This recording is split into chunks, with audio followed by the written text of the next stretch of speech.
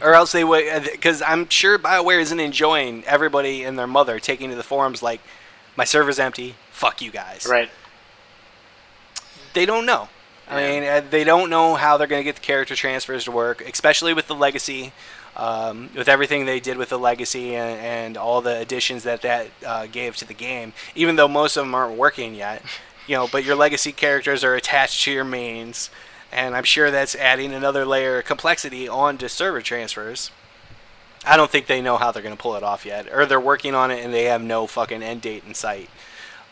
So yeah, and then with the layoffs, they have less people to actually. They laid off the community manager, dude, which is kind of funny because don't you kind of need one? This was the what's that? Don't you kind of need one of those? Well, this was the guy that was keeping the forums in line, right? I mean, god damn it! Now we got like an unsupervised mess. Are you kidding? It's gonna turn into like a Fox News comment board. Jesus Christ! Oh man, it's terrible. Yeah. But I don't know. The Old Republic is dire straits. Man. I don't know. I mean, I don't want to say it's in dire straits because BioWare will be fine. They'll make their money on the game. LucasArts will make their money on the game. EA will make their money on the game. I think it was projected at like 6 to 8 months before the game recouped its development costs and marketing. Well, it's just getting to 6 months now, so... Yeah, exactly. I mean, okay, so they're going to be fine. Yeah, you're right. And now, after that's done, and they've soaked their subscriptions for everything they can get, and the player base has dropped off to a number probably around 500,000, it'll go free to play. And they'll make more money off the microtrans. Unless, of course, and they'll have a bigger community because of it. Yeah, and we'll have in-game commercials. Yeah. Well, I was gonna say, unless, of course, there's like a resurgence of interest when like the next or the first rather big DLC comes, like the first expansion.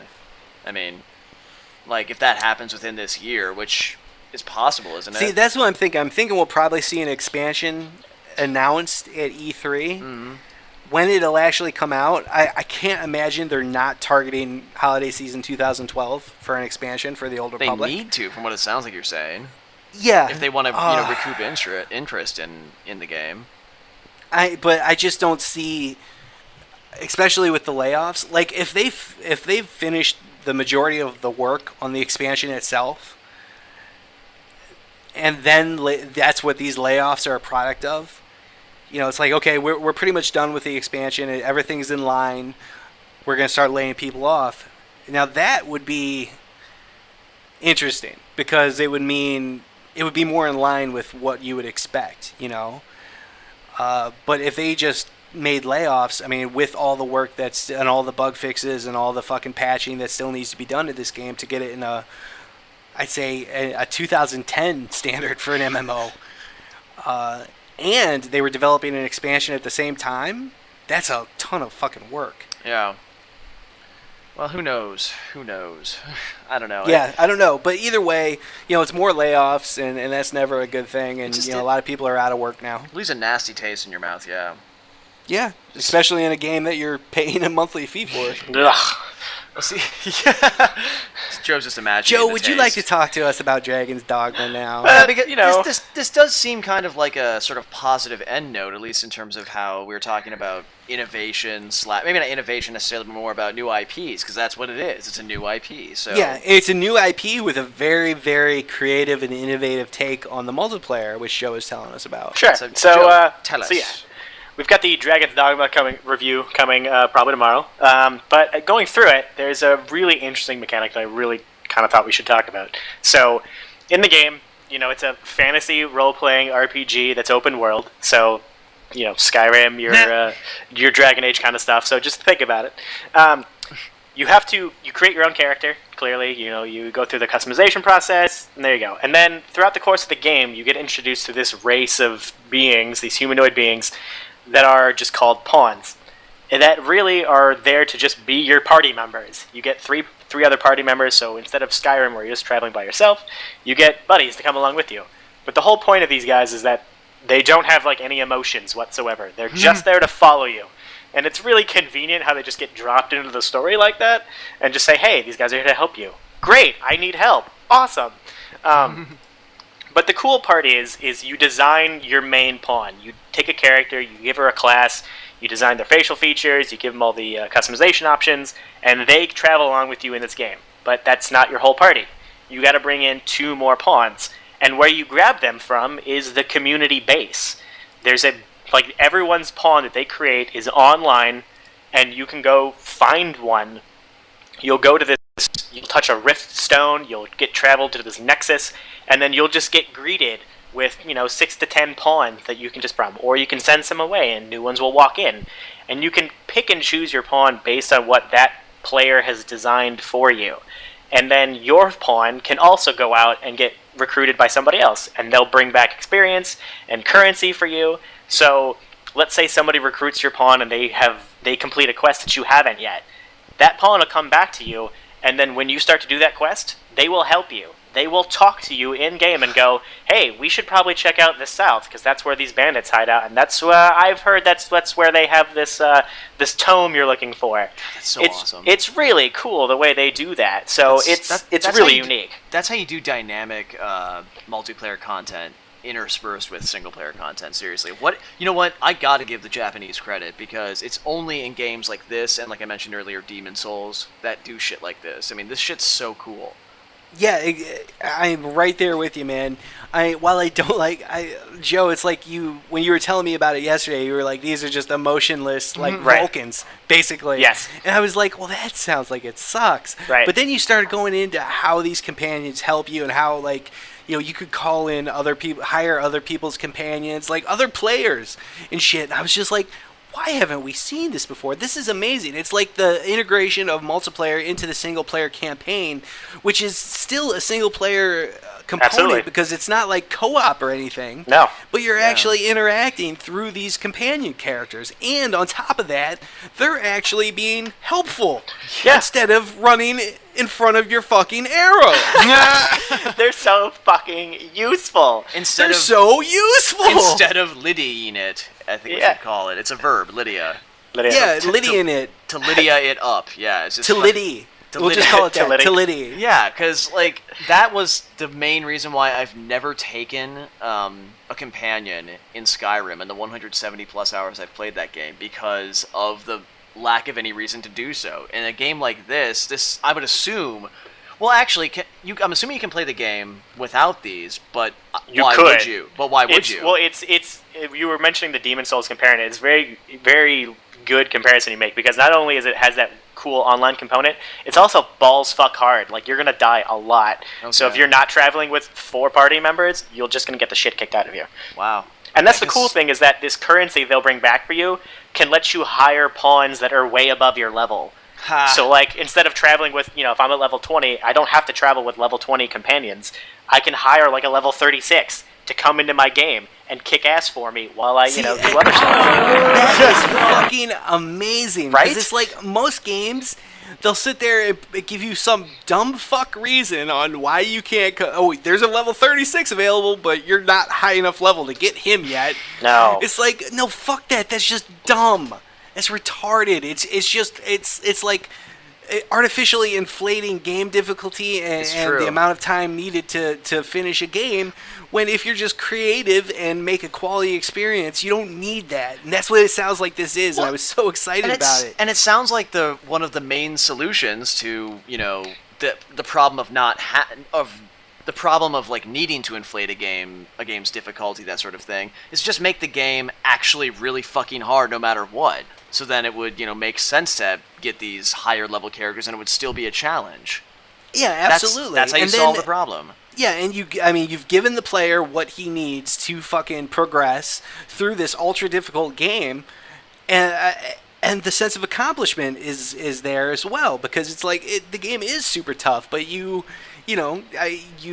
persevered, you got through it because you had the tools available. You didn't have to wait. You didn't have to grind fucking mutant bunnies, until you hit level fucking 36 to get the fucking guy you needed to progress. We really got to give Atlas credit for Demon Souls, and especially Dark Souls, being so successful, because we wouldn't be getting games like Dragon's Dogma if it wasn't for that. For them, rather.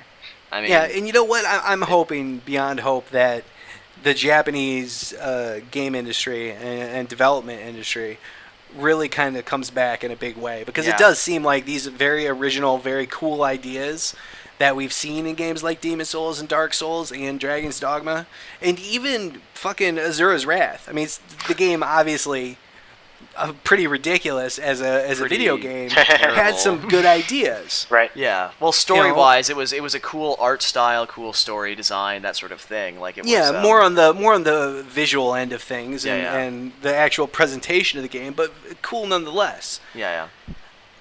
And it just seems like if you leave it in the hands of the Western studios, we're gonna, Dumbed down. we've been over it. Yeah, we've been over. We've been over it. Yeah. Well, I gotta see ask. the first 45 minutes of this show. Give or take, maybe. I'd say more like an hour. But Joe, I gotta ask, because I did play the demo of Dragon's Dogma, and obviously the demo doesn't even come close to explaining that. I had no idea this feature was even in there until the game actually came out, and I was seeing the reviews coming in and hearing what you were having to say about it. And I guess what I'm wondering is the game worth playing? Because as much as I love this idea, I actually did not have fun playing the game. I actually thought it was just kind of...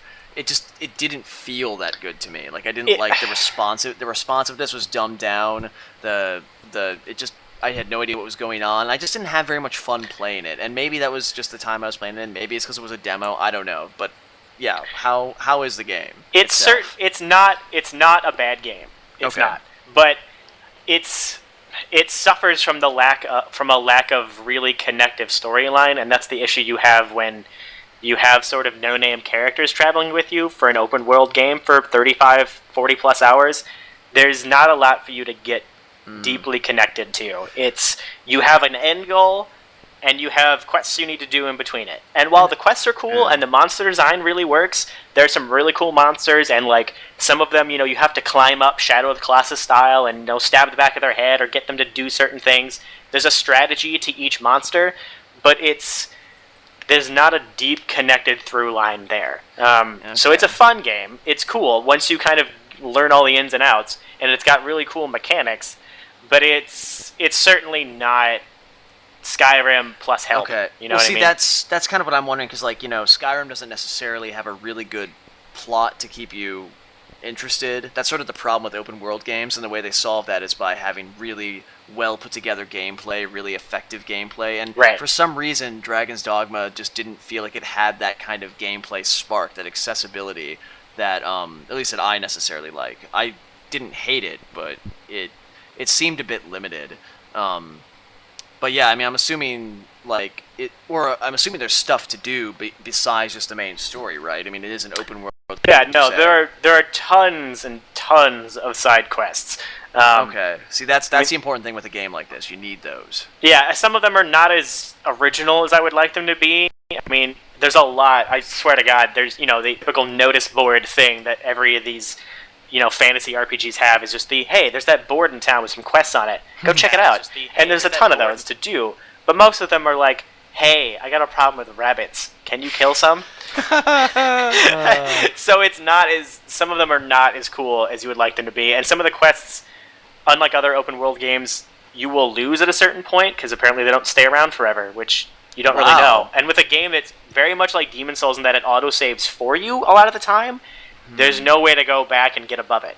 There's no way to go back and fix it. So I've lost a couple quests now because somebody died and I couldn't go back and save. See, as frustrating as that can be, that actually seems really cool to me, because that shows a dynamicism to the... I think I just made up a word, but the dynamic aspect of the world, of the game's world. Like, the idea that when you're playing a game like Skyrim or this game, and you're like busy doing something and there was a quest you could have done, that person always having that thing needing to be done like for days on end instead of just looking for someone else to do it for them has always been kind of ridiculous.